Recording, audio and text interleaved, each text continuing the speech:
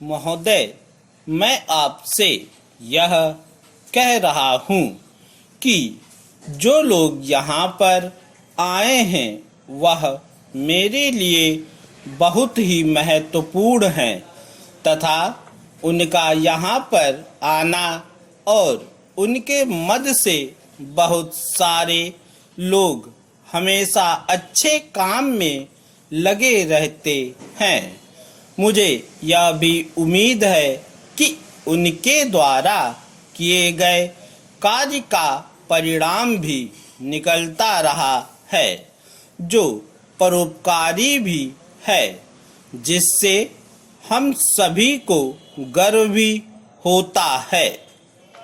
माननीय महोदय जी, आज का युग एक आधुनिक युग है जो हर क्षेत्र में अग्रणी है, किंतु यह अलग और भिन्न भिन्न प्रकार से संसार के सामने आ रहा है। हमारे प्रधानमंत्री जी अर्थव्यवस्था सुधारने के लिए देश विदेश की यात्रा पर हैं, जिसका परिणाम आपके सामने है।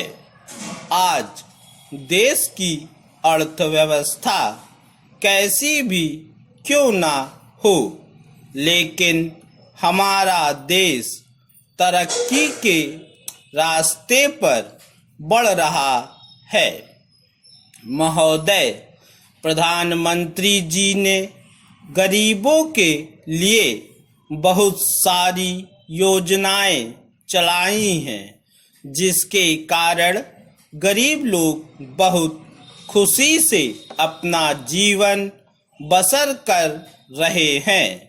कानून व्यवस्था इतनी मजबूत हो गई है कि दुनिया के लोग ऐसी व्यवस्था को देखकर दंग रह गए हैं।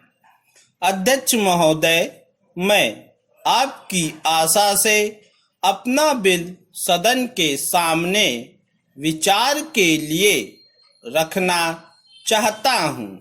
मैंने इस बिल में एक बात कही है कि जो विदेशी धन गलत तरीके से हमारे देश में आता है, उसके ऊपर कोई कड़ी निगरानी होनी चाहिए। इस सदन में इस संबंध में अनेक बार बहस हो चुकी है। स्वयं गृह मंत्री जी ने यह कहा था कि यह इसके संबंध में एक बिल सदन में लाएंगे, लेकिन मुझे बड़े दुख के साथ यह कहना पड़ता है कि 2.5 वर्ष बीत जाने के बाद भी आज तक यह बिल सदन में नहीं आया। आज अगर कोई यह कहे कि मैंने यह पैसा अमेरिका से लिया है या चीन से लिया है या अन्य देश से लिया है, तो उसके ऊपर आज कोई भी मुकदमा नहीं चल सकता। आज हमारे देश में कोई कानून ऐसा नहीं है कि जो इस चीज पर प्रतिबंध लगा सके।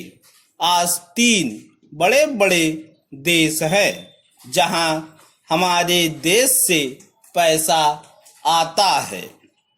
हमारा यह विश्वास है कि जो व्यक्ति विश्वविद्यालय में पढ़ाई करते हैं वह आगे चलकर अपना भविष्य ऊंचाई की ओर ले जा सकते हैं। उनमें से कोई IAS, CBI और PCS आदि अधिकारी के रूप में देश के भविष्य को उजागर कर सकता है। ऐसे में राष्ट्रपति महोदय हिंदुस्तान के लोगों को एक संदेश देना चाहते हैं। पूर्णविराम।